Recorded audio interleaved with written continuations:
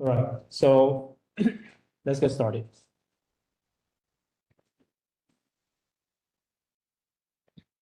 Before going to the contents, let's first have some heads up. So here are a couple of schedules that will happen later on.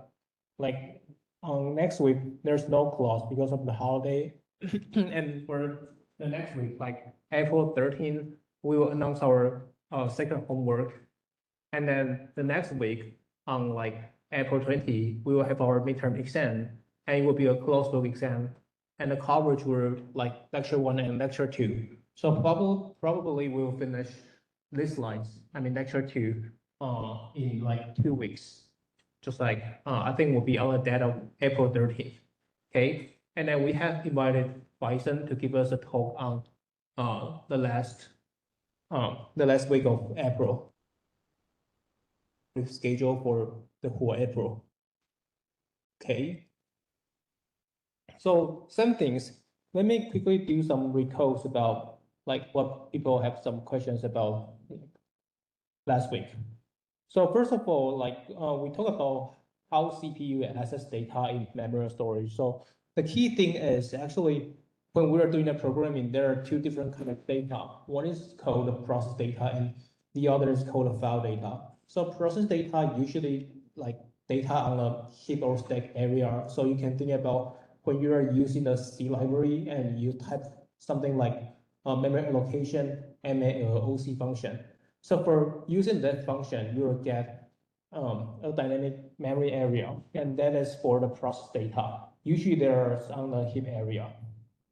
On the other hand, file data. So file data, you can think about when you are using like file IO to get some data, those are called file data. Okay, so the key difference is usually the process data, they are allocated while the execution time.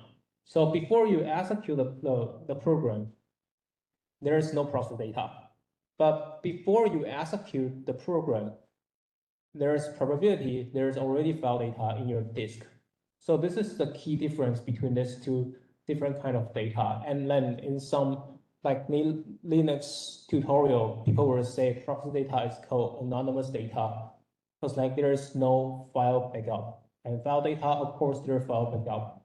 So these are two very like distinct data in Linux. So for CPU, actually, they're using two different ways to read out both data.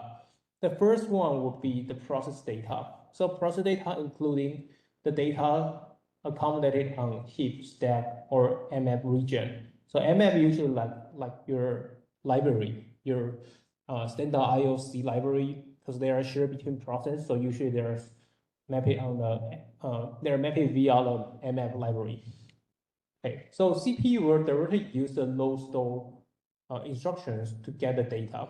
Okay, so while getting the data, like if the MMU finds the data is not in the main memory, then the CPU will traps into the Linux kernel and then will run the patch fault handler. So this is the flow you already learned in your undergraduate.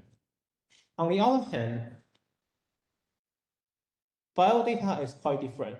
File data is like when your CPU is executing some very special instructions. For example, those kind of system call instructions, then CPU will trap into the kernel and then to find out those kind of system call related functions.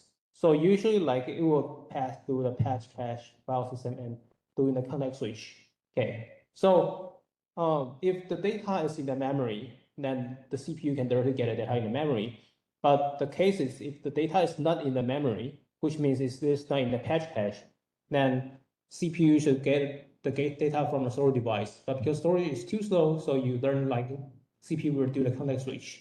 Okay, so these are two very different like data for CPU to access them. And there is another key thing as Linux kernel, because we will talk more about what is file system later this week. So we will need to know what is Linux kernel. And you can think about Linux kernel is just like a process manager consists of a bunch of C and assembly code. Okay, so okay, because it is just a bunch of C and assembly code, so Linux kernel is not a process. And to make it clear, it is not a kind of user process. Okay, so it runs as part of a user process and then blah blah. So you can think about like this.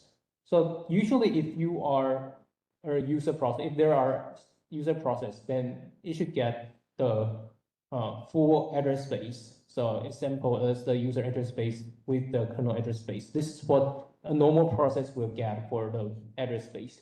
But for the Linux kernel, actually, it resides directly inside the kernel address space. So for the kernel, there is no user address space. When the CPU is executing the Linux kernel source code, the user address space is still shared with the original process that code the kernel service. Okay. So last week we also show you like user program and process data that are all in this user address space area, and then CPU will access those kind of data while CPU is in the user mode. And then if there are some like interrupts, patch fault, or those kind of exceptions happen, CPU will trap into the kernel because CPU will get like a patch fault. Then after receiving the patch fault, the mode will switch from user mode to kernel mode. And this mode is just like a spatial bit in the CPU. Or maybe it's not spatial, just like there is a general bit in CPU, and then they will switch between like 0 and 1, and you can think about it's about user mode and kernel mode.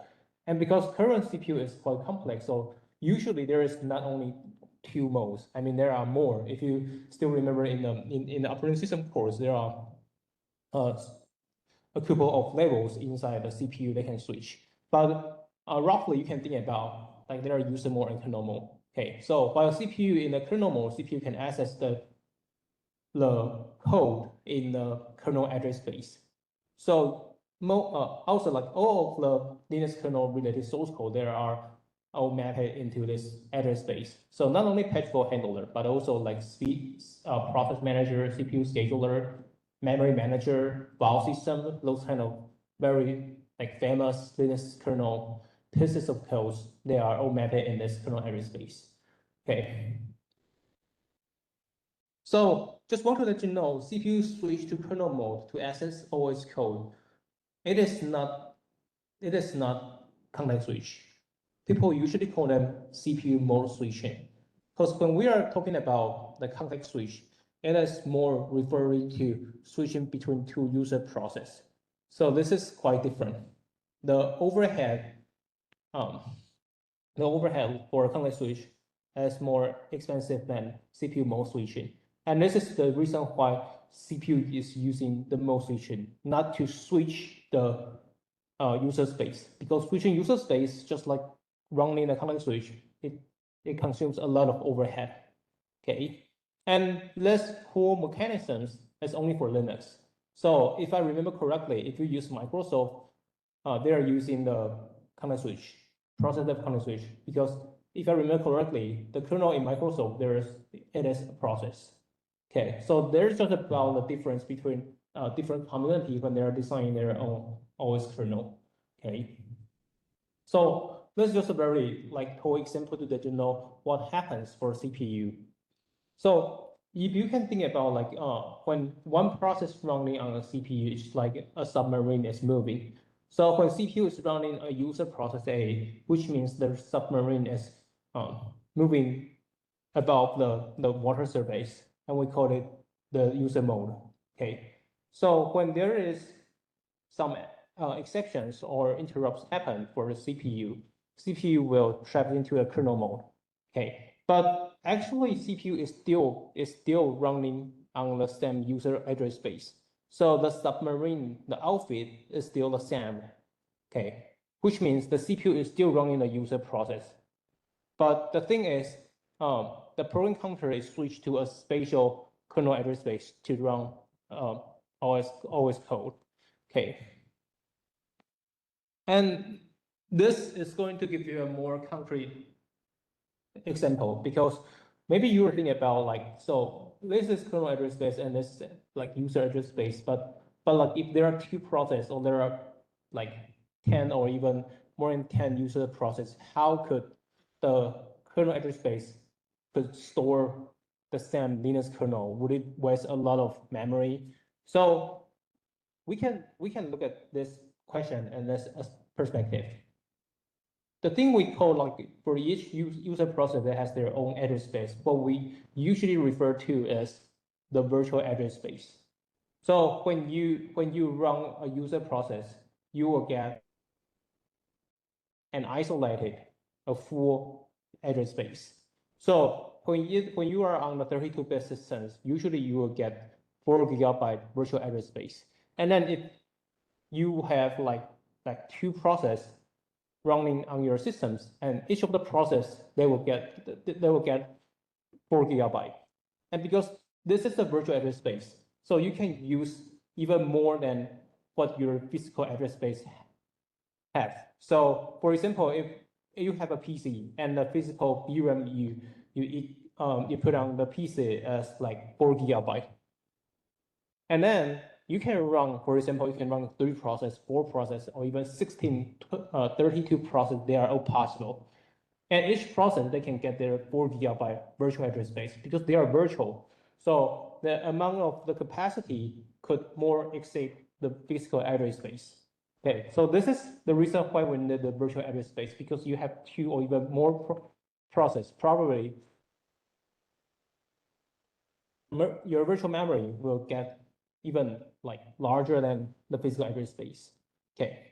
And then the thing is, because there is a mapping between the virtual address space and physical address space, so you can think about the layout for the virtual address space is also, most of the things there are already set. For example, for the top 1 GB of the virtual address space, they are storing the kernel data and like kernel code, kernel data structure. So including the patch table, kernel stack, and the memory manager. The structure here is about memory descriptor. They are all in this virtual address space area. So for the user virtual address space, this is you already familiar with. There are text sections, data section, BSS sections, and user stack, heap, memory mapping library like this.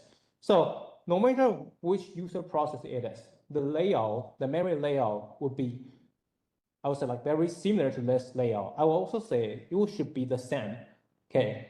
So for each process, you will get the same layout. The only difference is different processes they have their own source code, right? They have their own data sections. They have their own global variable. They have their okay. But the thing is, the layout is the same. I mean, your code for different process start from which kind of memory address to which memory address is the same. Okay. Physical address space, you can think about just like how many DRAM you have. Okay, so actually the mapping is like this. For this gray area, you can think about it's a 1-to-1 mapping, it's a static. So here 1 GB for the sorry. This is not really 1 GB. I mean, there are some reasons, but I'll skip the reason. You can think about, for this case, there's around like at 75 megabyte like area will be directly mapped to the physical address space. Okay, so if you have another user process, let's call it P2. So process 2 has the same virtual address space layout, and the top 1 GB, they're storing the kernel code. They're still mapped to the same locations in the physical address. So in this case, actually you only need to store one version of the kernel code and kernel data. And because kernel code and most of the kernel data structure, they are not changing in most cases. So this is the reason they can do this kind of like mapping stuff, like 1-to-1 mapping stuff. Okay. So this is like the reason even you have a lot of user process, their kernel virtual address space can map to the same physical address locations. Okay. And then if you look at the bottom, like the bottom 3 GB area, like different user process, actually they will not really use their 3 GB in most cases. So you can run multiple process on the physical address space. Even you are going to use more than physical if you like have there's no room for the bottom 30 GB, then something like you do the memory swapping stuff. So if you still remember, there's kind of ARU, pseudo ARU mechanism. They will swap out the part of the patches belonging to process one, and maybe you can make more room to run more process. Okay, so this is like the structures between the virtual and physical address space. So when we're going to map between the virtual address space and physical address space, what we're using is called a patch table. Okay, so patch table is going to do this kind of translation. And then for the kernel part, there is also a page table, but the page table is quite simple. There's just a kind of one-to-one mapping is possible. Okay. Okay, but I will not go into details for the mapping part. If you are interested, you can take the operating system course for in the next semester. Okay, so the next question will be, so what is the communication between the before that, so how to trigger or how to run the kernel? Okay, so when CPUs run kernel, and CPUs run kernel like during the spatial events are triggered, something like hardware interrupts and software generated interrupts. So hardware interrupts, which means the hardware will trigger CPU, will interrupt CPU. So in your CPU, there is a timer interrupt. It is a like hardware timer. So it will trigger, like you will stop the CPU and then to, for example, do some like scheduler stuff. And also the IO interrupt. When you type something on your keyboard and then maybe some hard disk device, they are going to interrupt your CPU. So they are all called hardware interrupts. And there is another category, it's called a software generated interrupt. So software generated interrupts including the system code. So system code, which means like when your CPU runs some spatial instructions, then CPU know, oh, this is about for serving for system code. So CPU can like, you can think about CPU can interrupt itself and then to track to some operating system. For example, CPU in the user space, and then if it runs a system call instruction, then CPU will interrupt itself and the CPU can trap into the operating system kernel to run the corresponding system call handler. And same as patch fault. So when there are patch fault occurs, CPU can run the patch fault handler by interrupting itself. Okay, so last week we also talked about this kind of toy example, like if there is a process A runs on a CPU, and in most cases, this process A, the submarine, is on the user mode. So in most cases, CPU is running in the user mode. But when now CPU reads an instruction, and the instruction, after decoding, CPU finds, hey, it is a system call, then CPU will switch from a user mode to kernel mode, so CPU can run a system call handler. Okay, and system call handler is part of the kernel code. Okay. And then after handling the system call, CPU will once again switch back from the kernel mode to the user mode, and CPU will keep running the process A. Okay, but when process A uses too much of the time slots, then the timer will interrupt CPU. So once again, CPU will traps into the kernel mode, and then CPU will run the scheduler. So CPU will do the CPU scheduling, and the CPU will say, maybe we can run another process, say process B. So because it switched the process, so you can think about CPU now is running another user process. Then we switch the submarine. So now there is another submarine come to like this. So after handling the scheduler part, CPU will switch back to the user mode. Okay, and now CPU will start to execute process B, not the process A. Okay, and then if there's I/O, then it's the same things. There's kind of I/O interrupt, so CPU will run the I/O handler. So this is just how CPU interact with the kernel to execute this kind of exception stuff. Okay, so if we zoom into the device part, if we zoom into the hardware interrupts part, then it looks like this. So different hardware device can be associated with different interrupts. So by mean with a unique interrupt value. And then I would say like the hardware interrupts, actually, it is very similar to the software interrupt, especially the system call. And the reason is the implementation of the system call handler and the system call, the concepts, they are very similar to the handling for the hardware interrupts.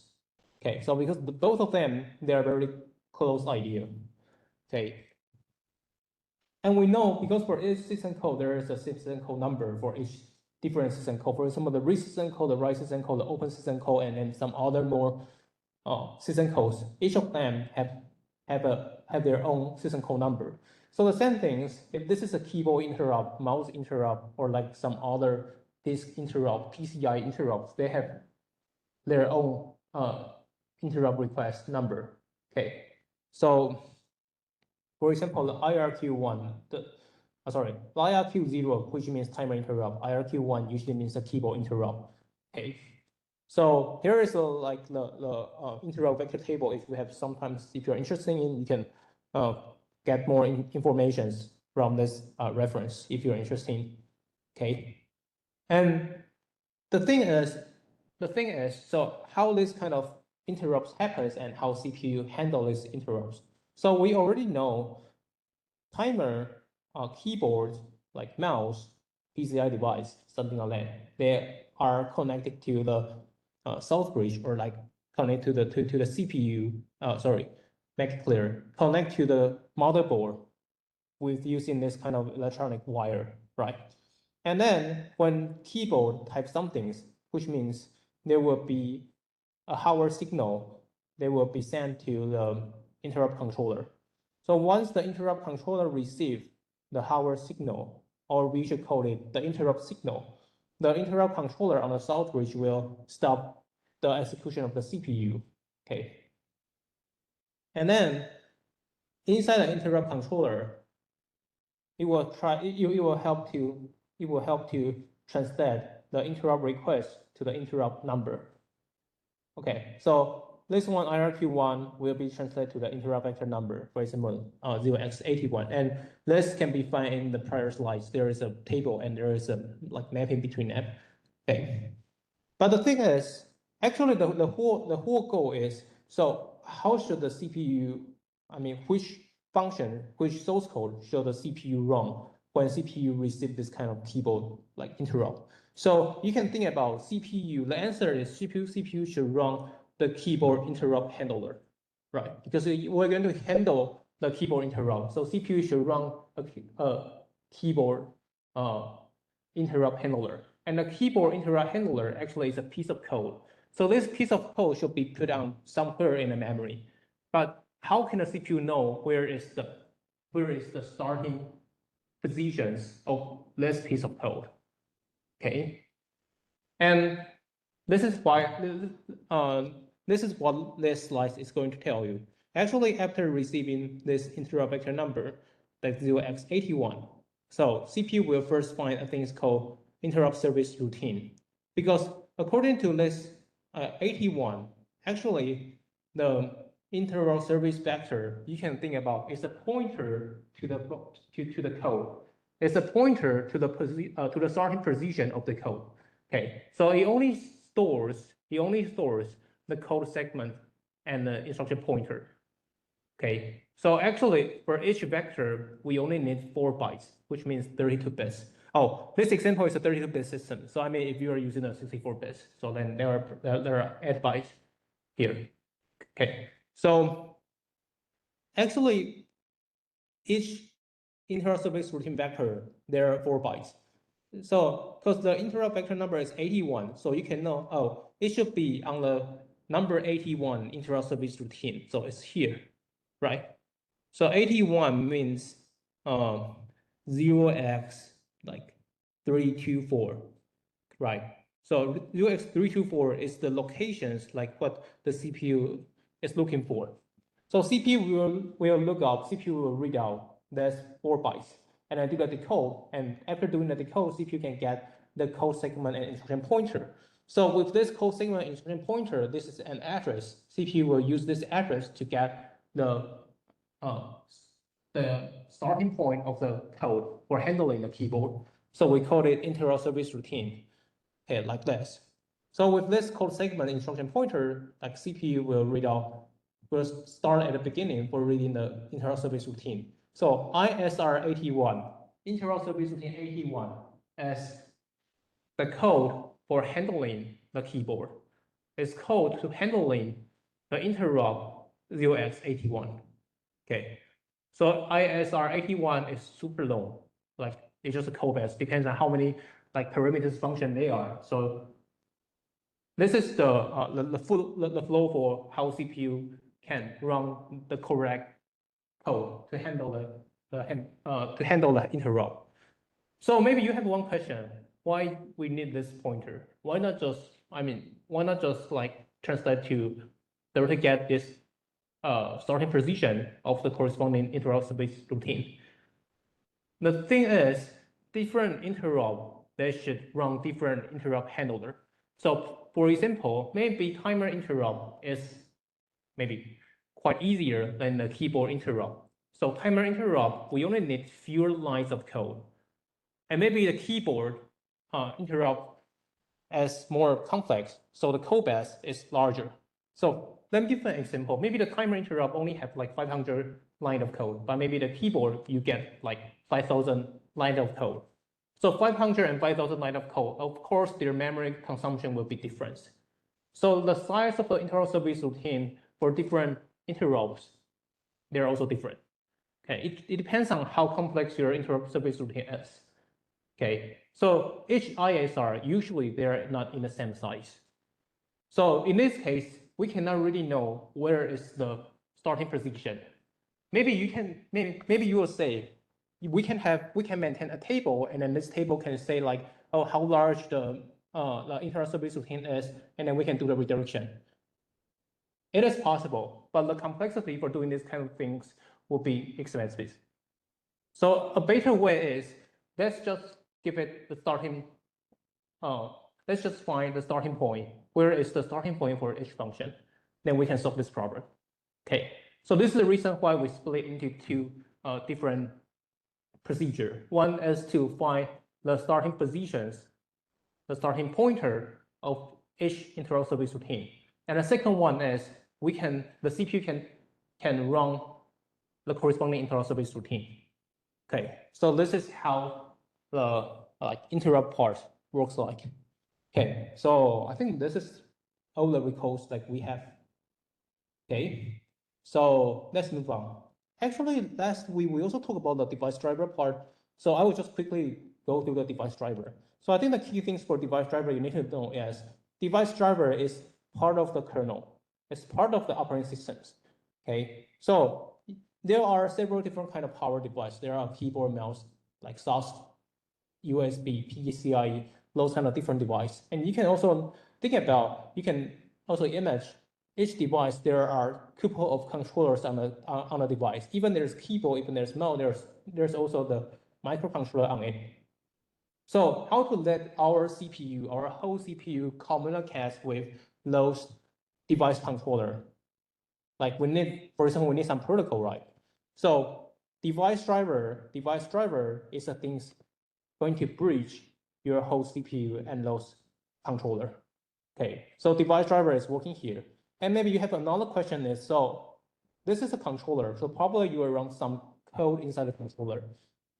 And one very explicit example you already know is SSD, because you know there is a thing called flash translation layer inside SSD, and the FTO is run on the SSD controller, right? So FTO is kind of firmware, and each software running on this microcontroller, there's coding firmware. Okay, so here is kind of firmware, and there is a device driver here. Okay, and each device should have their own device driver. So you can think about this is a customized software stuff. Okay, we also split the device into two categories: block device and character device. So I'll just skip it. Last week we just talked about it. Okay, we also talk about actually device drivers is the largest piece of code inside the Linux kernel, because 70% of the Linux kernel there are related to the device driver. Okay, you can also think about the reason is they are away a lot of different devices they are. I mean, your systems can support a lot of different devices. So you have all kind of device drivers, okay? And we also have an example. If you have a like USB network adapter for your maybe your notebook to connect to the Ethernet, then you need this kind of adapter. So this adapter, actually there are two different kind of device drivers to interact with it. Okay, so the example we also have it this time. I'll just skip it. I think this time we stop here. So how to build a device driver? And device driver usually they are already template for you to do the calling. So usually a normal device driver, you will have a init function and then the exit function. So init function, just like when you are writing a C++ code, there's a constructor, right? Constructor is when you start a C++ program, you will first run this function. And same things for the device driver. When you first insert the device driver to run, then it will call the init function. So usually the init function is going to initialize the parameter, okay? Initialize the functions used by this device driver. And then when you remove this kernel, when you remove this device driver, then it will run the exit function. So exit function, it just look like the destructors while doing the C++ programming. Okay, so it usually going to allocate the memory, it allocated by this drivers and then do some like garbage collection stuff. Okay, so this is how the device driver structure looks like. And then, okay, so because this is device driver is part of the Linux kernel, so there are different ways. There are some different ways to merge with the Linux kernel source code. You can use a makefile, or you can store as a driver code to use a source tree to do the to do the porting part. Okay, and you can also build externally, not from the Linux kernel source tree. Okay, so here are just some comments because we have some time limited, so I'll just skip this detail part. Okay, so if you are interested in this part, you can take the operating system in the next semester. Then we will have a hands-ons to that implement this kind of I think it's device driver stuff. Then you can do this kind of playing. Okay, so after talking about the driver, then we will go into the block I/O layer. So block I/O layer, it works as the bridge between the file system and the device driver part. Because this is quite close to the file system, so actually the block I/O layer, it does have some information that are shared between the file system. So first of all, we need to know there is a thing called sector. So sector is the smallest addressable unit of the storage device. So like this, like storage device, we can be split into a lot of sectors. So each sector will be in the same size. So usually the size is 512 byte. Okay. And the second thing is about the file system. Because when a file system is going to get a data from the storage device, we also need some like smallest addressable unit. Otherwise, if the size is not static, it's not the same. I mean, if like there is no less same size stuff, then it is hard to do the addressing. So if we are going to make the addressing easier, make the file system to get the data easier, then we need a things called block. So block is the smallest addressable unit of the file system. And the size is also same aligned with the sector in most of the systems. Okay. And the block size can be larger than sector size. There's no problem because, I mean, smallest 512 byte. If you are like larger, then which means you are covering more sectors. And the thing is, because most of the things when we are going to access, we need to move it to the memory. So when we are going to access the block, then what we are going to do is move it to the memory, right? So when the sector moves to the memory, we will call it the buffer. Okay. And when the data is in the memory, we need some way to manage the data. So the data structure for managing the buffer is called the buffer head. Okay. And then there is a formal name is called like the descriptor. So descriptor is usually used in like Linux kernel. Like we have memory descriptor, you have process descriptor, and you have this kind of block descriptor. So descriptor you can think about is just like a data structure to describe this object. So there is a data structure described about the buffer. Okay, so this is from the Linux kernel source code. This is the buffer head. So because it is a data structure, there are a bunch of different fields inside this buffer head. The first one is called the B stat. It specifies the state of the buffer. If this is a dirty buffer, a log buffer, something like that. Okay. The second one is here. B dash block device points to the corresponding block device. We need to know where is the block device, where is this buffer head belonging to, which means where is the buffer data read out from. Okay. And also there is a thing called B dash patch. We need to point to the corresponding patch for storing the block because we know an OS patch is 4 kilobyte. So for each OS patch, it can accommodate add blocks because 5 kilobyte, right? So 4 kilobyte as add times the block size. Okay. And then there is also a B dash data. It points to the starting point of the block. Okay. So I mean, there is just a bunch of this kind of fields that is going to describe those properties, those characteristics of each buffer. Okay. So what is the problem for the buffer heads? So the goal for the buffer head is going to play between the buffer to block mapping, right? And the first challenge is it is quite large and bulky data structure because each block, you need all this kind of data structure to manage them. Okay. And each block is only 5 kilobyte. So you can do some calculation. Maybe those kind of fields, if they accumulate together, the size for those data structures will be like, I'm not quite sure, maybe maybe 50 or maybe more than 50 bytes. So you can think about like, we need 10% of the extra block size to do this kind of data structure stuff. So it is quite space wasting. Okay. And a block is smaller than a patch, and each buffer is described by a bulky buffer head. So you can think about for each patch, it is 4 kilobyte. So you will have add blocks inside each patch. And then for each block, you need one this buffer head data structure. So you need add times. So if we say if the data structure is like 50 to 60 bytes, then you need add times. So there is like 400 to like 500 bytes. Okay, so 400 to 500 bytes for each 4 kilobyte. Actually, like there is more than 10% of the overhead just only to maintain this data structure.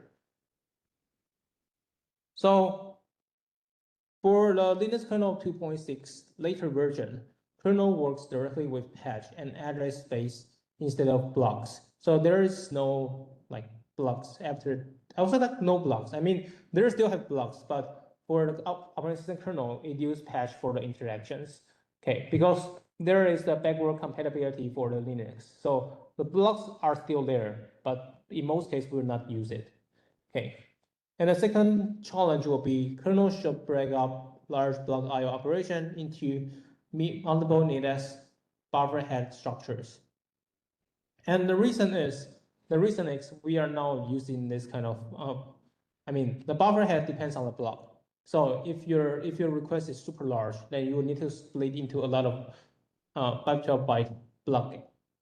And then for each block you need a buffer head. So it spends a lot of space. And after kernel version 2.5, they support things called the block I/O. So block I/O is a flexible, lightweight like container. So for the key concept for the block I/O is it doesn't really need to split out the full request into the block label. Okay. So a BIO is a block IO request comprise IO operations that are in flight as a list of segments. Okay. And the good things for the blocks, the good things for the block IO is blocks belonging to an operation need not be contiguous. Okay. And this is a good thing because if you should always be contiguous, then you will not, you need to work like the buffer head version. So you need a lot of data structure overhead. Okay, so flexible is a good thing for the block IO. And among these descriptions, there's a thing called segments. So segment is a chunk of a buffer that is contiguous in memory. Like this. The structure is working like the structure bio, and then there are two pointer. One will point to the starting for the BIO vector. And then there is a index to point to which kind of segments we are interested in, the request is interested in. Okay, so each BIO vector maintains a segment. So each segment can be on different patch. So this is the reason why we say it doesn't really need to be contiguous. Okay. So the example is like this. This is one block IO operations. And if you have more block IO operation, actually this structure BIO, it offers another field called BI-next. So this pointer can point to the next operation. And if we focus on this operation, actually each operation contains a lot of segments. And each segment is a contiguous space. Okay, so it starts of the vector next belonging to the IO operation. And then this BI-index, which means the current processing segment. It helps to keep track of the current progress. Okay. And the thing is, if the segment is smaller than a patch, then how to access the segment? So actually, we only need three things: patch number, offset, and what is the length for the segment. So the patch is going to point to the starting position of the patch frame. And then we need to know the offset because we say the segment is smaller than a patch. So if the segment is like 512 bytes, then it should be somewhere inside the patch. And we also need to know what is the length, because for this definition, for this BR definition, it doesn't limit what is the size for the segment. It can be small, it can also be large. The only thing is it should be contiguous. Okay, so we need to have a length to keep track of how large the segment is. So with these three parameters, we can relax the constraint from the buffer head, and when we can get this new data structure called BIO, it is more flexible, and then we don't need too much of the data structure overhead. Okay. Okay, so let's talk about some like optimization part. So there is also things called IO schedulers. And then the request queues actually stores the pending block IO request, because you already don't know there is a structure block IO, right? And then we say each block IO, which means it is a one block IO operation. So if you have a lot of operations, then you have the chaining necklace to chain those operations together. So like this. Requests are added to the queue by higher level code version of the file system, and each request can comprise more than one BIO structure. Okay. But the challenge is simply sending our request to the block device in the order. Then it results in poor performance. Okay, because we cannot control what is the order like the user application is going to send to the kernel. Okay. So one optimization perspective is how to minimize the disk6. The disk6 is quite important, especially for the hard disk drive, right? Because we say hard disk drive can only get good performance if the access is contiguous. Okay. So for the IO scheduler, it merges and stores of the pending requests in a queue. It decides the order of requests in a queue and at what time each request is dispatched to the block device. Okay, so The first is merging. Merging is going to coalescing two or more requests into one. Okay. So the entire request queue is kept sorted in a sector wise, so that all seeking activity along the queue moves. In this case, because we sort based on the sector wise, so for the disk, we can directly take the benefit for this this order, and it can minimize all the sequence by keeping the disk head moving in a straight line. Okay, so this optimization is very optimal for a hard disk drive. But I mean, if you are using an SSD, it doesn't help that much because SSD can support the random access. Okay, and because this I/O scheduler, it is designed at the time, like in the ancient time. So at that time, hard disk drive is still a very popular storage device. Okay, or I think I should put it like this. Even now, hard disk drive is still a very key backend storage. If now, come to think about, if you are like Google and like Amazon, you have like zettabyte level of the storage. You still need hard disk drive because our hard disk drive is more stable than solid state drive. If you are going to keep the data for like 10 years or even more years. Okay, so I/O scheduler is still important recently. Okay. And there is another optimization, is called read ahead.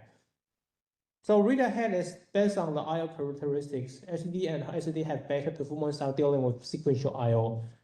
So SSD can support random I/O, but if there are sequential I/O, SSD can still do a better job than the random I/O. Okay. So file access shows strong spatial locality, and the reason is the file size is usually huge. Like it is usually like kilobyte, megabyte, or even gigabyte level.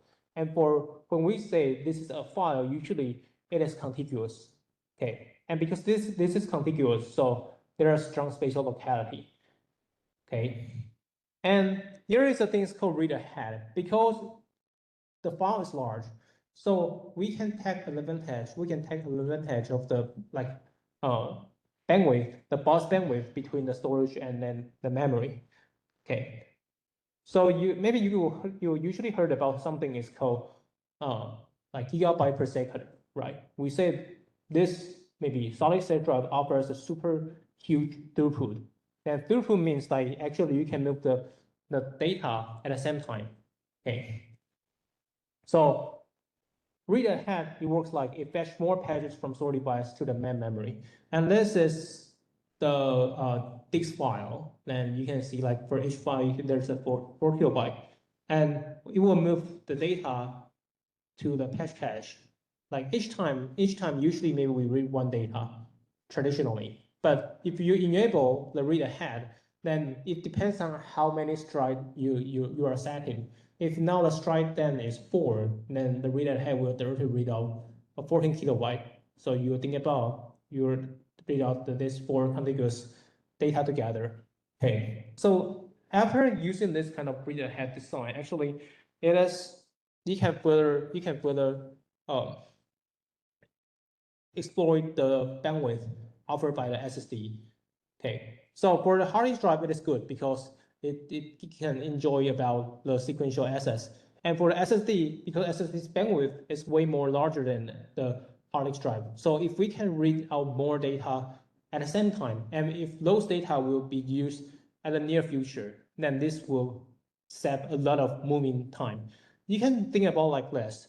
For the SSD, you move these 4 pages together. The time will be the same as moving only one patch, because inside SSD there is high parallelism. So moving 4 patches, the time will be the same as moving one patch. But if you moving one patch 4 times, then your time overhead is 4 times, right? So if there are spatial locality, then using the read ahead, you can save a lot of time. Okay, but the thing is, if there is no explicit spatial locality, read ahead will waste up memory capacity because you move a lot of unused data from your store device to memory. So the first thing is your memory will waste a lot. Okay, you will trigger the patch swapping super frequent. So this will not really help on the performance, but there is a degradation on the memory performance.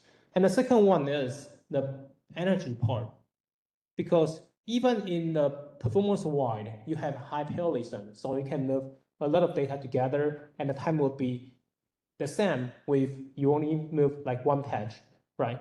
So the performance it is great, but in the perspective of the energy, you will waste a lot of energy if those kind of data, those pages preloaded into memory, it doesn't really be used in the near future. Then it spends a lot of energy, but it doesn't help. Okay, so read ahead actually, performance-wise, it is good, but the cost-wise, the designer needs to think about if this is a good choice for enable this read ahead stuff. Okay, so I think we can take a 10 and come back later.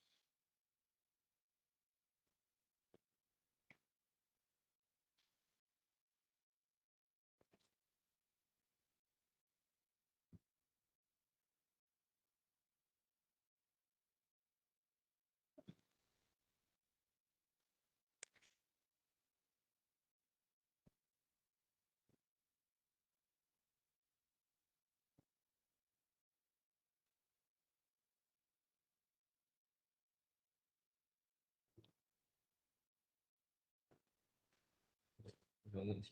哦，因为就是这个 BIO，所以它这个全部的 BIO vector 是都在 buffer 里面嘛？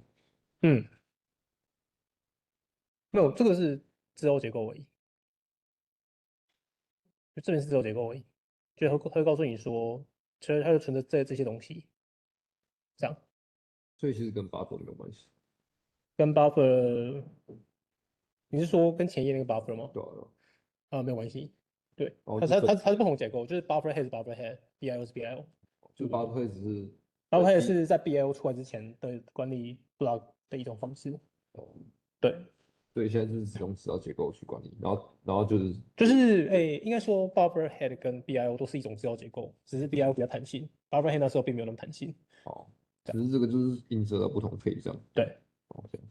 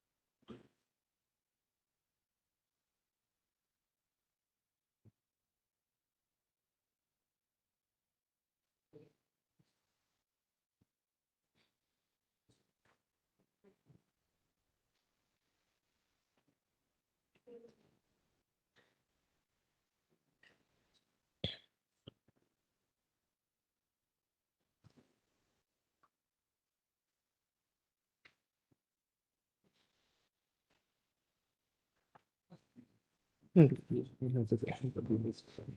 就是它如果说就是它其实它就是 device driver，可是说如果说就是那种比较受限的硬体环境的话，那这样的话就是想问一下，它这样会是就是怎么处理？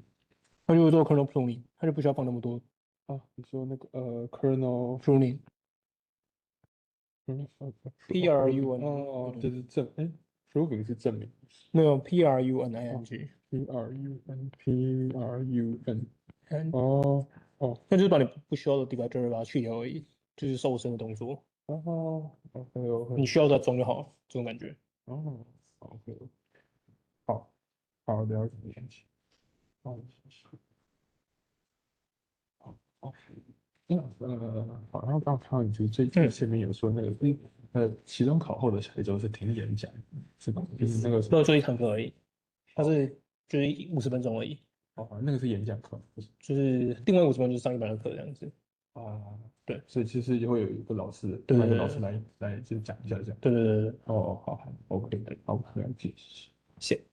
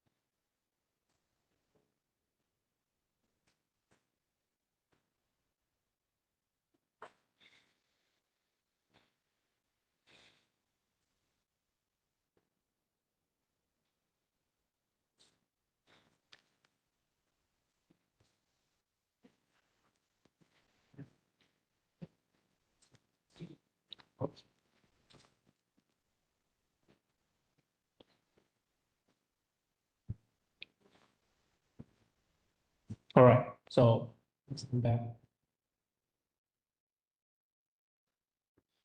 So next we are going to talk about file system and virtual file system. And there are three layers in topics that we will cover. The first is about the mapping layer. People call it file system because there are different kind of file systems. So we call it the mapping layers. Okay. Most of the concepts, they are similar to each other. And the difference will be the implementation. And this time we'll only talk about a concept and then give you one example on the local file system. And then we'll talk about the virtual file system as they are supporting different kind of file system in the Linux. So we need a unified like interface for a user. Then we don't really need to customize our code. And the last one would be the patch cache. So patch cache act like a middle, I would say like a middle buffer between the CPU and the storage device. So if we can cache some data in the memory, then we can accelerate the whole IO path. Okay. So the definition of the file system. It is a method and data structure that the operating system uses to control how data is stored and retrieved. Because there are method and data structure. So in the, I think it will be like in 2 weeks, like we will talk about the virtual file system. You can see like there are two different kind of data structure. One is for the like function based, it is for method. And there is also the data structure just like to map to this design. So without the file system, data will be one large body on storage device. It is hard to separate and identify. File system is, you can think about file system is customized design for we users, we human beings. When we are going to open a file, if this is a movie or this is a music, we give it this kind of definition. So in the file systems, it is going to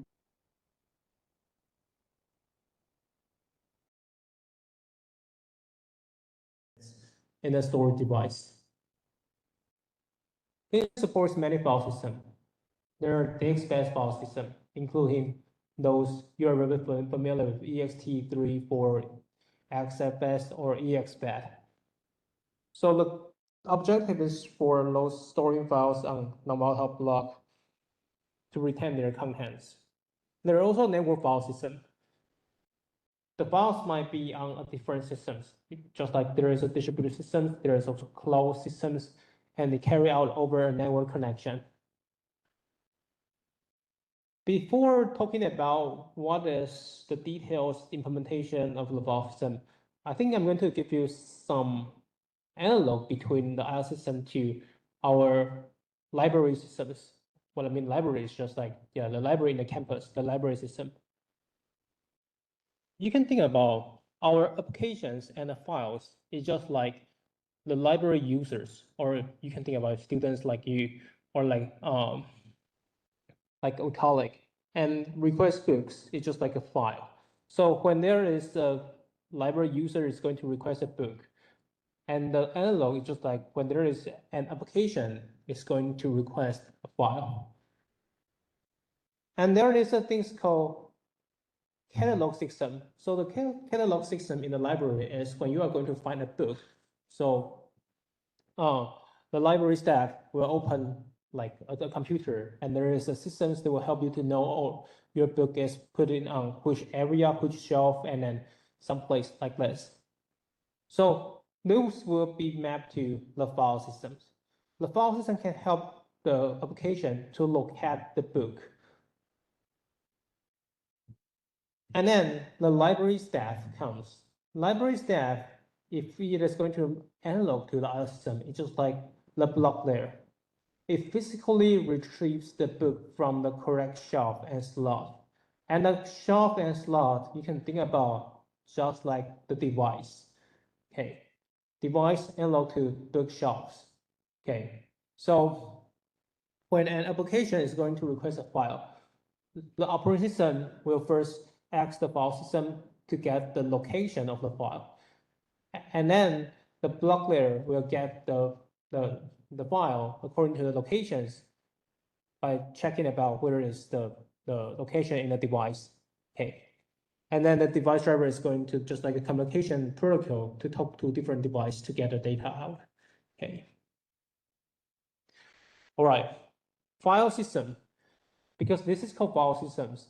And you already know there are two very important stuff. One is called file. And then when you're using your Windows or Mac, something, even any other operating systems, there is a very important thing called directories, right?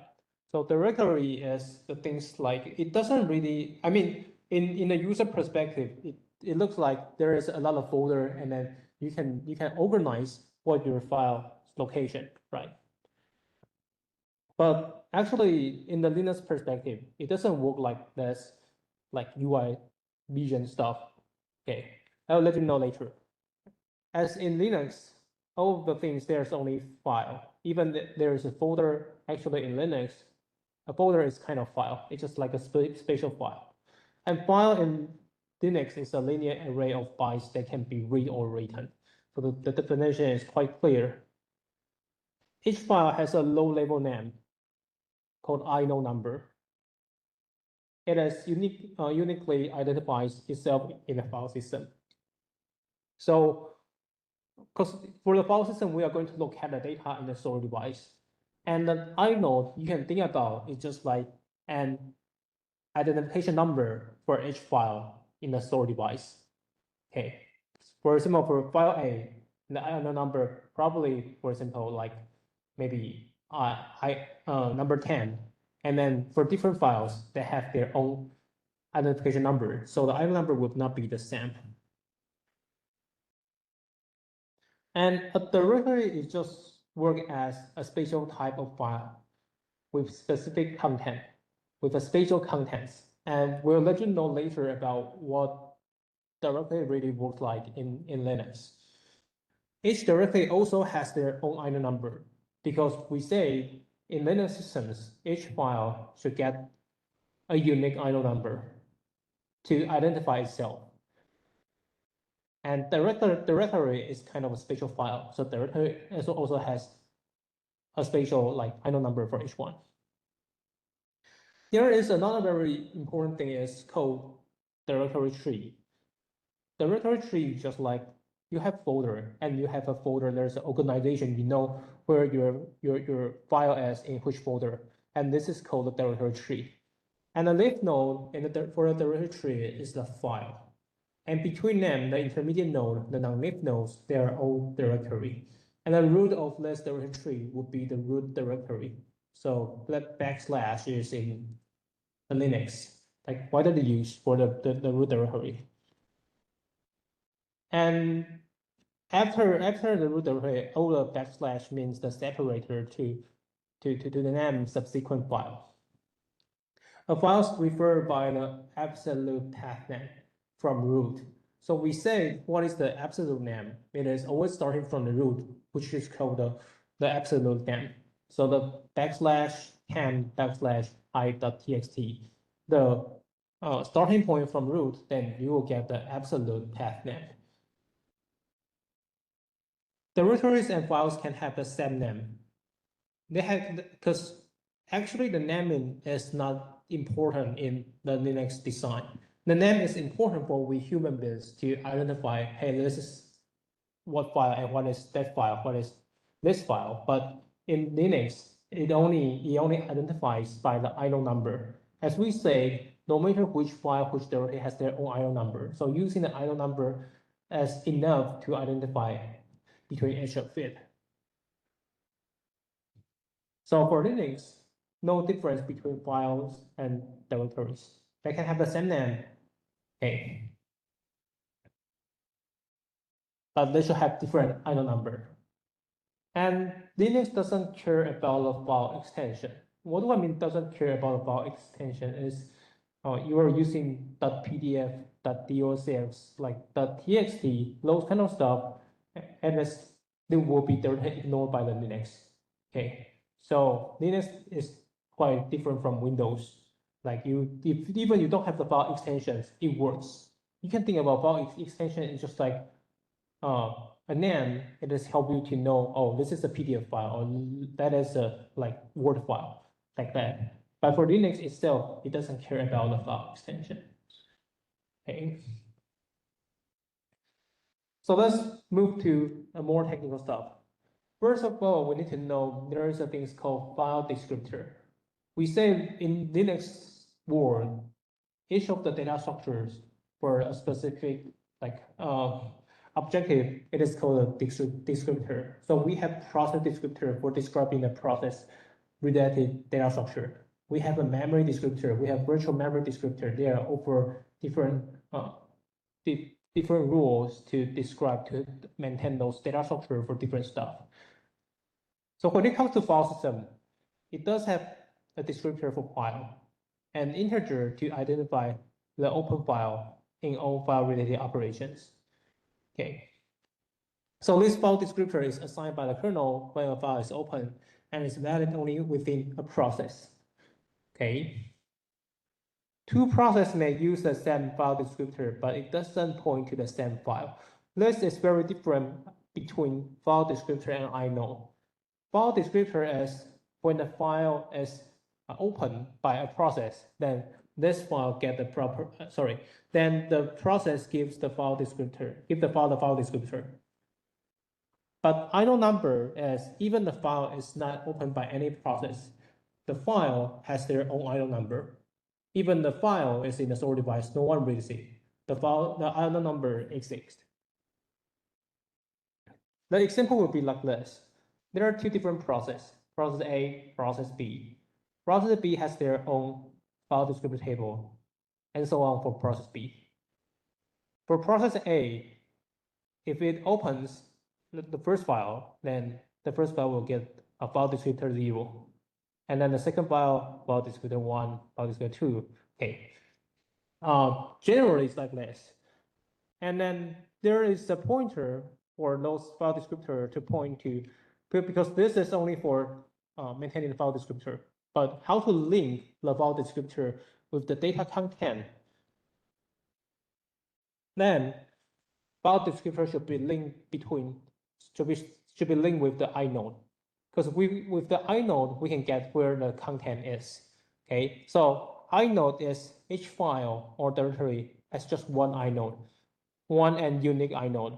It contains the metadata such as access rights, data. Oh, sorry, no, access rights, date. Okay, and then in a Linux, there is also another table called inode table. So inode table maintains those data sources, maintain those fields just mentioned.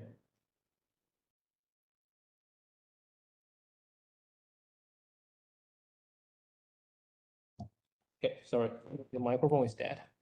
Okay, so just mentioned and those description. So inode table contains the access rights, data type, pointers, those kind of stuff. And this is file descriptor table. And in Linux, there is a thing called open file table to bridge the file descriptor table and inode table. When we're going to access the file content, then we need two things. We need to get the process file descriptor table, and then we need to get the inode table. Okay. And then in Linux, there is an open file table to bridge both of them. So there will be a question is it possible to only have the inode table and file descriptor table? If it is possible to remove the middle open file table? And the quick answer is yes, but it should be super complex. Okay, so this is the reason why there is open file table. The open file table, I would say it is not super necessary, but it can help a lot on reducing the complexity part. It can relax the complexity of inode table. Because there are, in the Linux, there is not only one process it is running. I mean, if there's only one process, then it is very simple to only use inode table and file descriptor table. But when it comes to there are multiple processes and they have different stats, then the scenario becomes quite complex. For example, if there is process A and process B open the same file, so the same file, actually for process A and process B, they will have different file descriptor. Because even they open the same file, but maybe process A and process B, they have different amount of files already. So if this is the first file for process A, then maybe this file get the descriptor about descriptor 0, FD0. But if this is the fourth file for process B, then this file in process B will be identified as FD3. Okay. And because even the same file is acquired by different process might have different access mode, may have different file app or file offset. They share the reference count like this. What do I mean different access mode? Come to think about, maybe process A can get the only write the read mode to this file, but process B can write the file. Or maybe process A can only do the execution on this file, and process B can do the rewrite. So it depends on what is the mode like this process is going to earn to access the file. It depends. And then because if this file is so huge, if this is a huge text file. Maybe process A only want to access the very beginning of the few paragraphs, but process B is going to access the tail of the file. So they will have individual file offset. Okay, so if we only have the inode table and file descriptor table, then your inode table will be super complex. And then if you have an open file table, then it can relax. I mean, different file table. If your open file table is linked with the file descriptor table, then there is this kind of file offset part to differentiate from different open files. And then there is also another scenario as you know, in Linux, like process and process, they can be in relation to each other. They can be parents, they can be its children. So if process B inherits files from process A, for example, if process B is a children of process A, then process A forks process B like this, right? Sorry, when process A forks process B, then they might have different, and they might share something else. For example, at the very beginning, they will share a lot of information, but once process B or process A starts to modify the file, then here comes different kind of access rights, and then there's copy on write stuff happens. So having this open file table can ease this complexity to maintain those kind of information. Okay.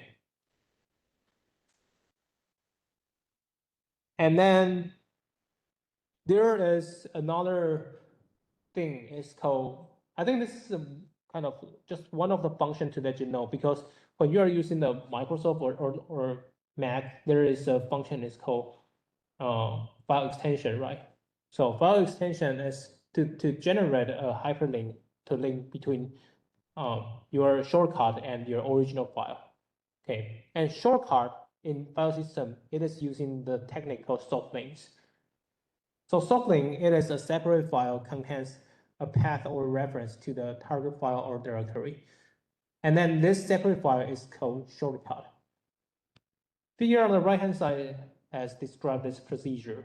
So you have, for example, if you have file.txt, and file.txt has their own inode number, and then this inode will point to the location on the physical disk, like this 3 red blocks. Okay. And if we click the right-hand side on this file and to say we are going to make a shortcut, then what we will see on the left-hand side, the file name index is there is another new file. The name is called. Here they don't show you the soft link, but depends on, you can rename the file name. Okay, and then you will this soft link file will get another inode, right? Because there's a file, so there should be an inode. But the content for this inode is going to point back to this original file, which means there is no really a real content. It's just a pointer to link back to the original file. Okay. So the good thing is if you remove only the shortcuts, and the original file will just keep alive, right? If you make a shortcut and you remove a shortcut, then nothing happens because the original file is just alive. But on the other hand, if you delete the original file, and then your shortcut will become invalid. Okay, so this is for the shortcut. And then there is something, so there is another thing called hard links. And hard links is usually used for the file backup, especially for some more complex systems. So the file shares all the attributes of the original file, even the inode number. So there is a counter to monitor the number of links for each file because it shares even an inode number. So when we delete the hard links, we cannot delete the inode if the counter is not 0. And example on the right-hand side shows there are 2 files, file.txt and a hard link. And both files, because they're using the hard link, so they share the same inode number, and also they share the same content. And the good thing is, because they share the same inode, so even there are some accident, the original file is deleted, the file still alive because you still have the hardening file. Okay, so the inode will be deleted only when the counter, which means those names, they are released. Then the inode can be deleted.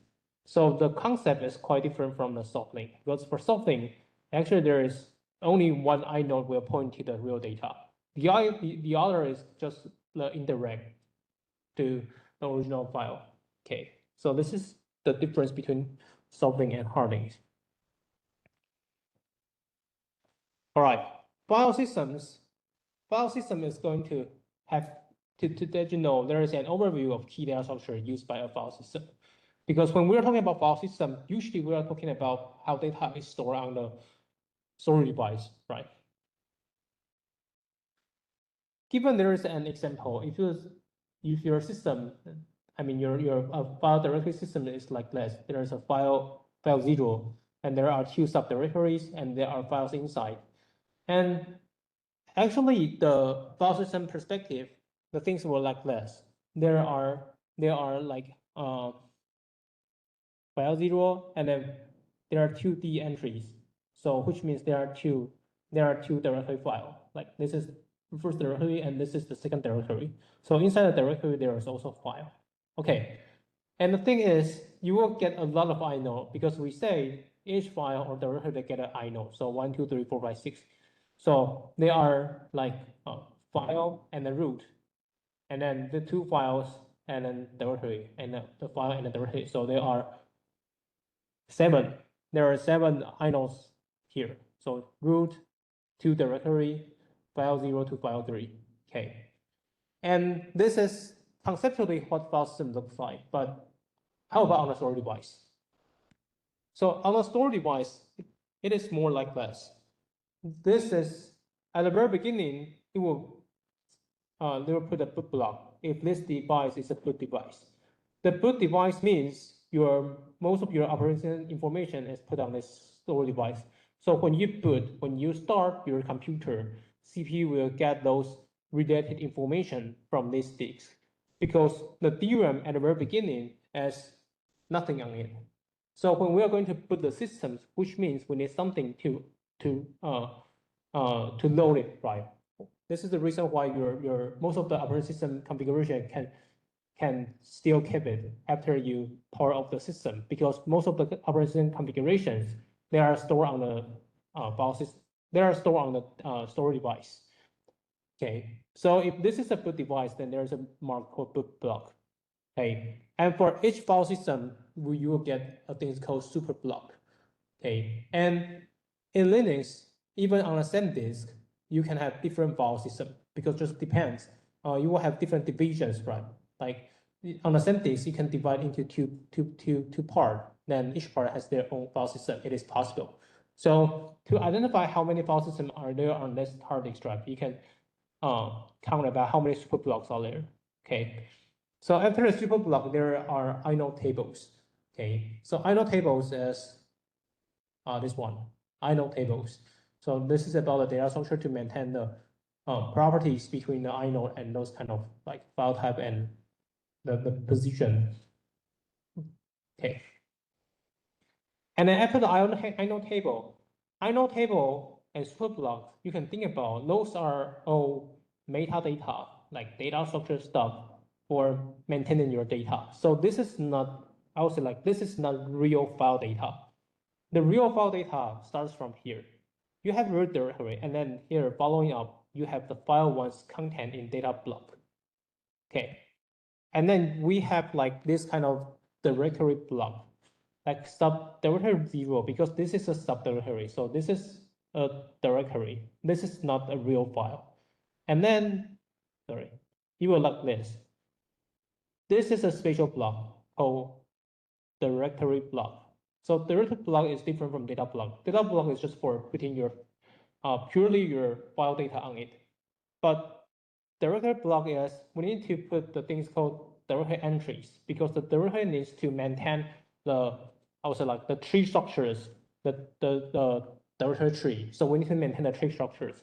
So inside the directory entries, you can see there are 2 things. Like for example, if this is subdirectory 0, inside there are file 1 and file 2. We will not really put file 1 and file 2's real data inside this block because there are data blocks. So file 1 and file 2 should be belonging to their own data block, but we need to put the metadata, the information related to file 1 and file 2 in the directory block. For example, file 1's file name. What is the file name for file 1? And then where is the file name for file 2? And then what is the inode number for file 1? And what is the inode number for file 2?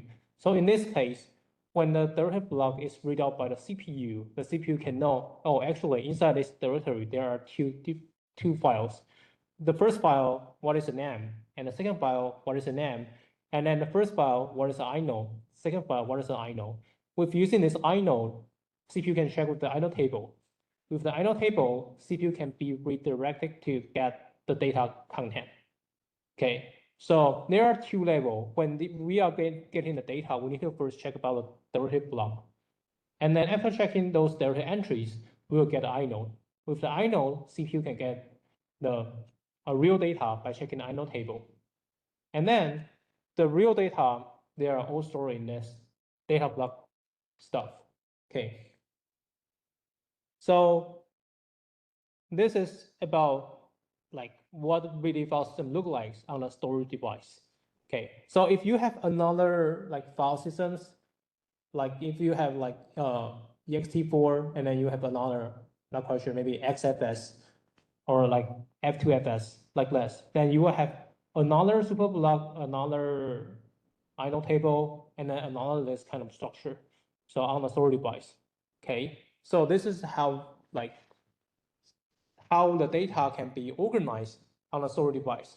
Otherwise the thing says if you only store the file content on it, then how to read out the file content will be a challenge. Come to think about, if we ignore the file system, if there is no file system, we only put it, oh, this is file 1 and this is file 2. Okay, but how come the CPU can know where is the starting point of file 1?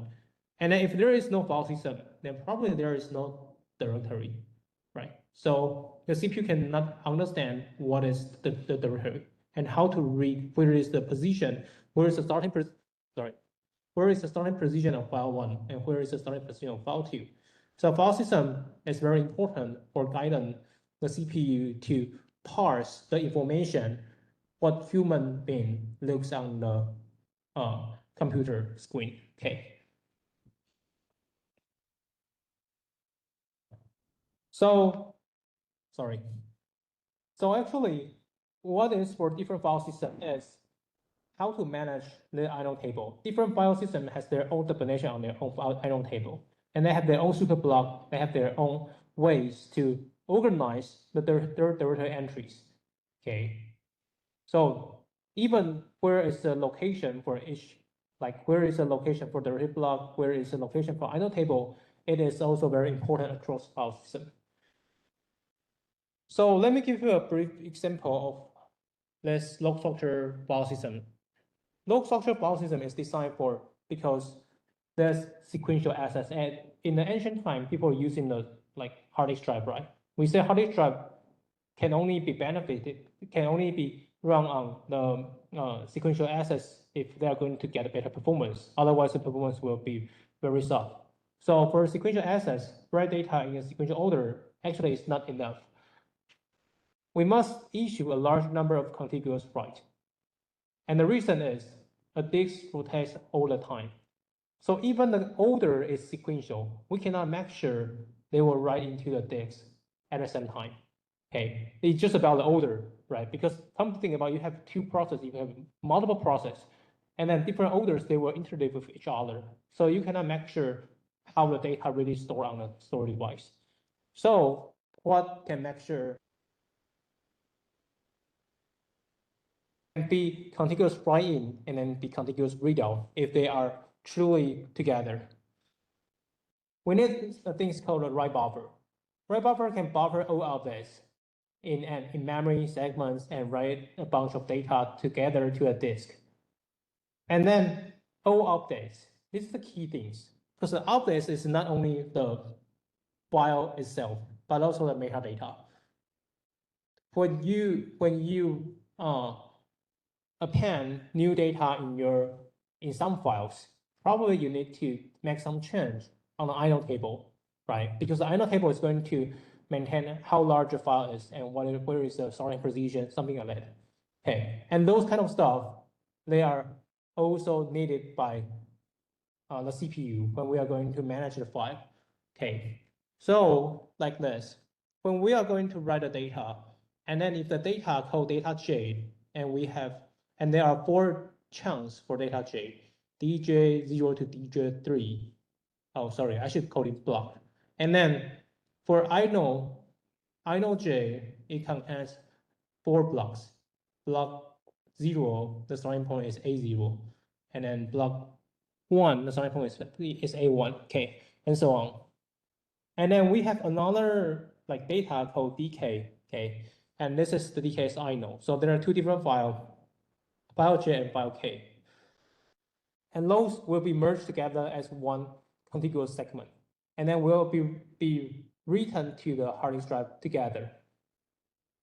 According to this design, the next time when we are going to read out DJ and its data structure, they are all together. They are sequentially together on the hard disk drive, right? So we can read it out together. So the thing is, if there is no write buffer, even we say the first process issued the file J, and the second process issued K, probably DK and DJ0, they will be mixed together. And then inode K and inode J will be mixed together. So like the next time the process is going to read out the file J, then you will also read out file K. Then you will cause the extra read. Okay, so having this write buffer, we can make sure the file can be written into the store device according to the sequential order. And in this case, also, the metadata can be put very close to the file data. When the CPU is going to read out the file data, the first step is not going to read the file data. The first step is going to read out the metadata. Because without the metadata, the CPU doesn't know where the file J is. CPU should first ask about, where is the location for the inode J? And then inside inode J, it will show CPU there are 4 blocks belonging to this file J. The first block location is on A0, the second block A1, third block A2, and the fourth one A3. So with this information, CPU can then access the file data. Okay, so this is important because if there is no inode, CPU doesn't know where is the data. All right. How to find an inode? We say the first step is to find an inode, right? But how to find an inode in the disk? As the disk now, there are like 10 terabytes. So if we are going to find out from the first location to the tail, it will take a lot of time. We need a faster way to identify where is the location of the inode table. In the old Unix file system, it organized in an array and placed on disk as fixed location.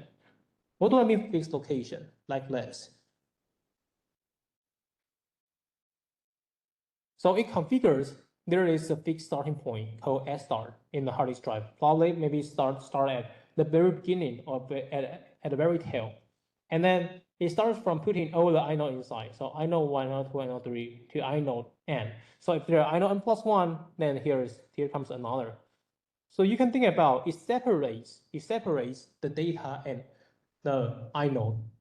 So CPU should first start from the A stars, and then because the size of the inode is the same, so you just need to know what is the index of the inode and do some very simple calculation. The CPU can identify where is the location for a specific inode. And after CPU reading out the inode, CPU can know where is the position of the corresponding data, and CPU can come back to this area to read. So in this procedure, we need at least 2 disk access, and the 2 disk access should not be sequential. They should be separate, discrete, because the first is in this area, the second is in this data area. Okay, so the performance will not be good. How about log structure file system? Log structure file system is going to is going to deal with this problem. We are going to consider there's metadata. So we should put metadata and data carefully together or maybe nearby to each other. In this case, we don't really need to suffer from this performance degradation. A better way is, I would say like the best way is to put the metadata right near the data. In this case, when CPU read out the inode, CPU can just keep reading DJ3, DJ2, DJ1, and DJ0, and CPU can CPU can combine them together and then to form the original file. In this case, we only need one pass to read out the data. We don't really need two. Okay, so this is the design philosophy behind the log structure file system. Okay, but the thing is, inodes are now scattered, right? So how to know where is the location of inode? Because if we aggregate inode together and always start with the same starting point, then we can use this kind of array-like format to access the desired inode number. But now if they are scattered, then we cannot use this array-like structure, right?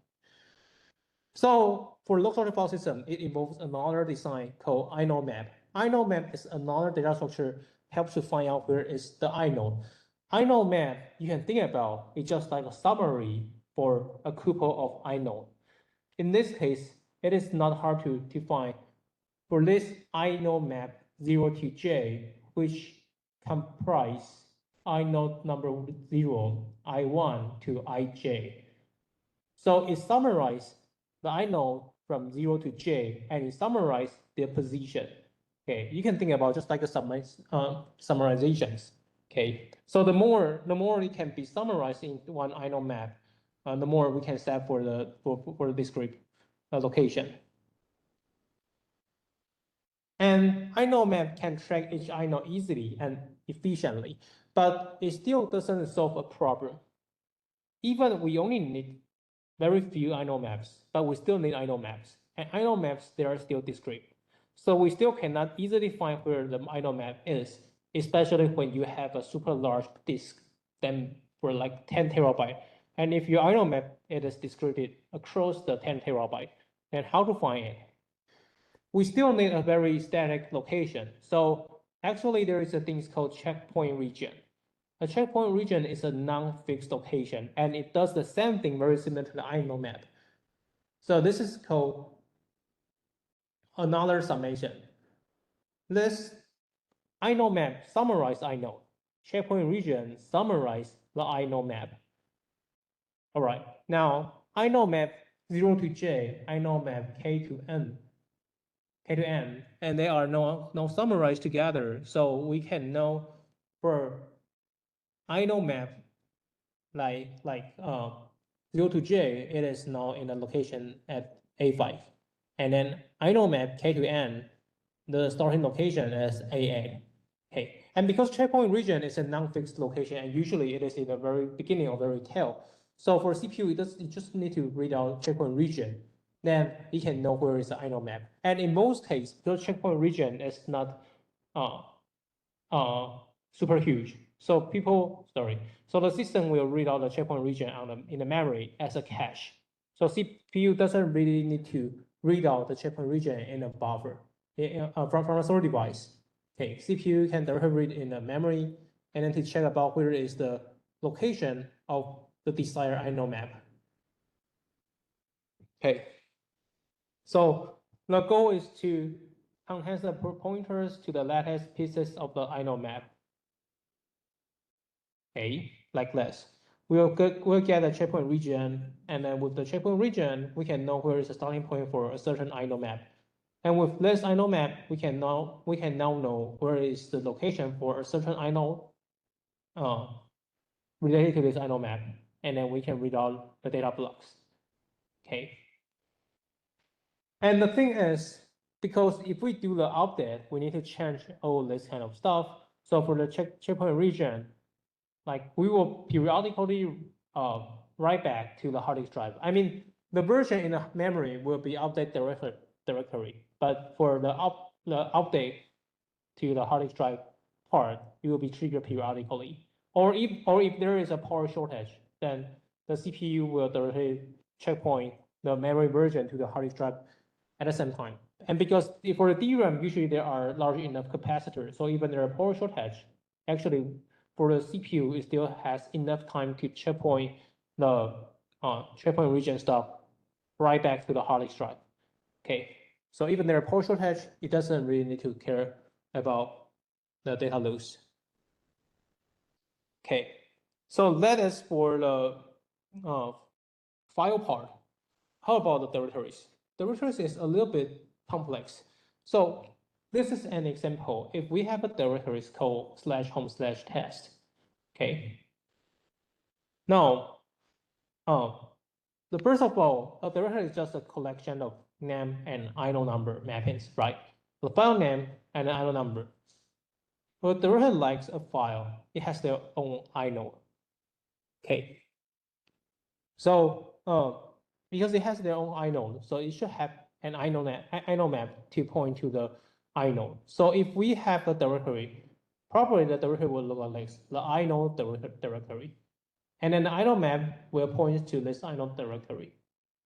And after dissolving this inode directory, we can know where is the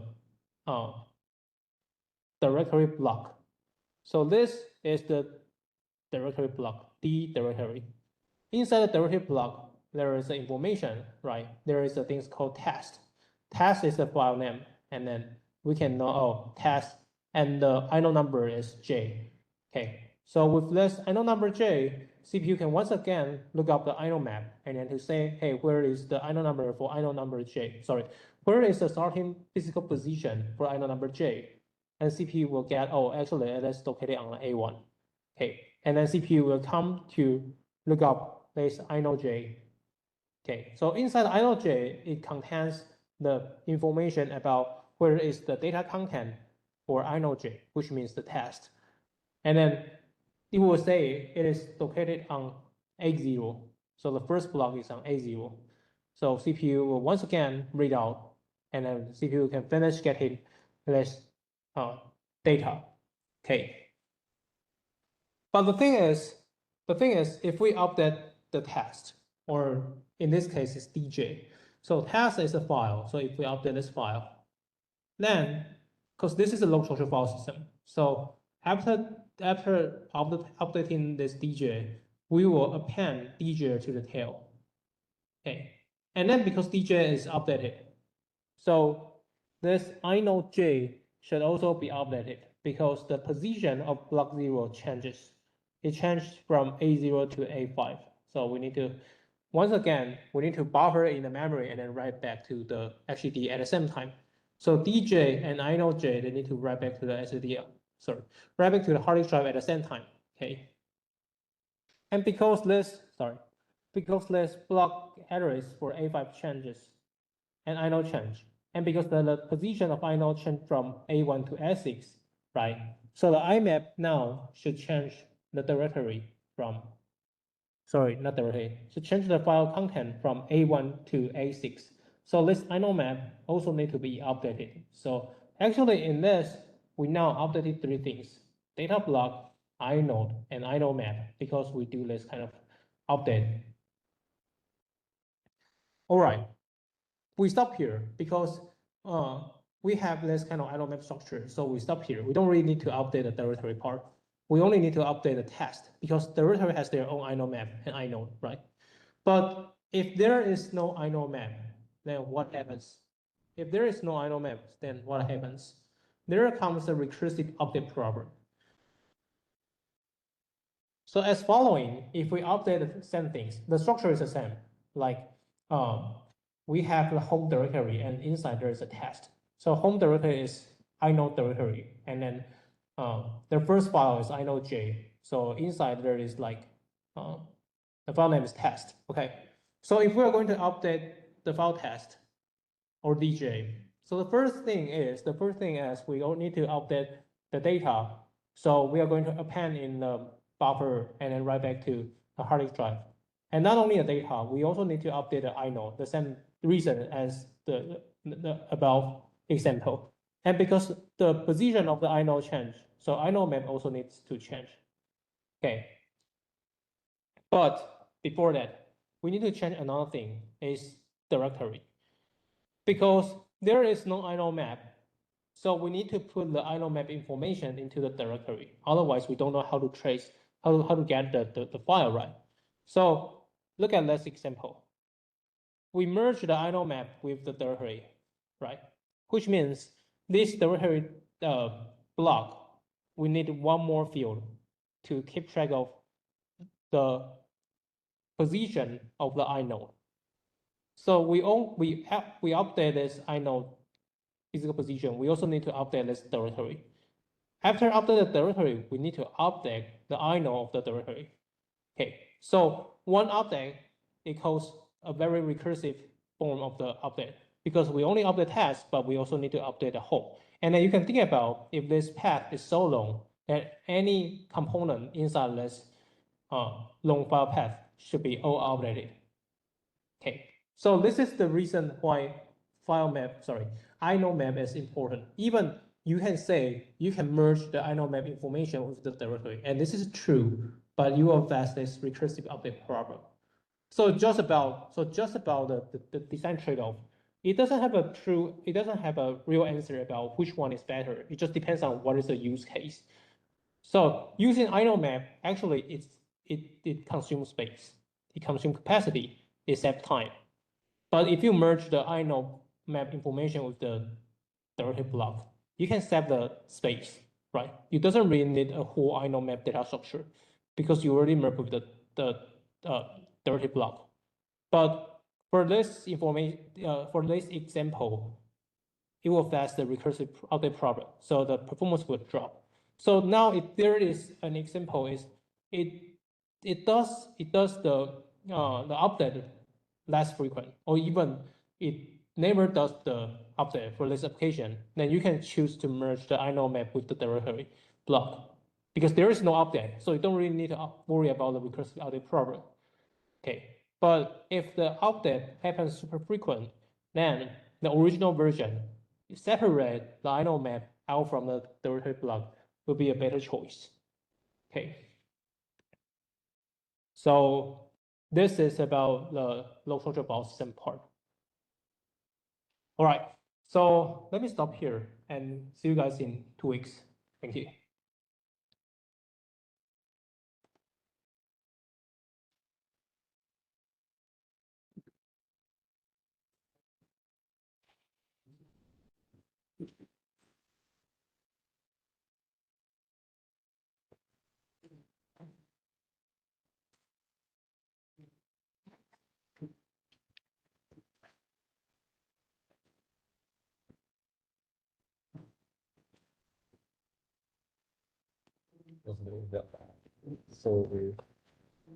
不过他刚刚这里写这个，a chunk of buffer that is currently just in memory. 就是你这边 segment 是需要连续的，但是你如果是2个不同的就是 operation 的话，你是不用连续的。哦，对啊，因为你在原本的 buffer 来讲的话，你全部都是连续的才可以用。对。那你现在是你只需要去确保，就是你在一个 segment 是连续就可以，就一个 vector 只要是连续就可以了。哦，所以就是每个 vector 都要连续。就是每个 vector 自己要连续，不同 vector 不用连续。哦，对，那就看你要怎么去切那个 request，所以它的弹性就比较大。哦，对，哦，我想问一下这个，有点听不太懂。就是因为你原本在电脑里看到这个结构，对吧？就是你的目录，但你目录实际上长在 store 里边上，其实长这样子，因为你需要几个资讯，一个资讯是你要知道它的档案系统中哪个档案系统，所以你需要 super block， 然后你需要知道 inode table， 因为我们刚才讲过，就是每个档案都有个 inode，但 inode 它只是一个数字而已，你要怎么对应到它的实体在那个储存装置里面的位置，你需要知道 data， 所以你知道这个 inode table。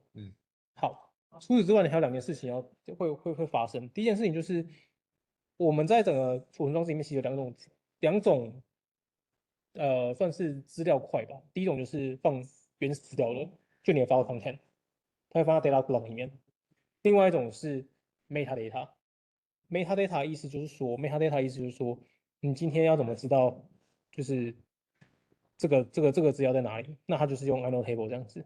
所以这是 metadata，然后这是原始资料。那原始资料又分2种资料，一种就是你单纯就是你的档案的资料，另外一种就是你的档案夹，对吧？档案夹其实没有资料啊，因为档案夹它其实是 mapping 的资讯，所以档案夹来讲的话，它其实是长这样子。这个 data block 就是原始资料这边好说，反正就是你原本 file 存什么资料，它就会存什么资料进来。但这个 data derivative block 它其实是一个有点像是特殊的资料结构，它会把现在你这个 derivative block， 假设你这个它这个 example 其实是这边的，所以你这个 subderivative 零底下有2个 file， 这边嘛 subderivative 底下有2个 file，那它存的其实不是这2个 file 的档案，它存的是这2个 file 的名字跟它的 ino， 这样。那你知道你在读 CPU 在读的时候，你才有办法知道说，哦，你这个资料夹里面是有哪2个 file， 然后这2个 file 是什么呢？它会透过在 annotate 去解析回去，知道说，哦，它是存在哪一个位置这样子。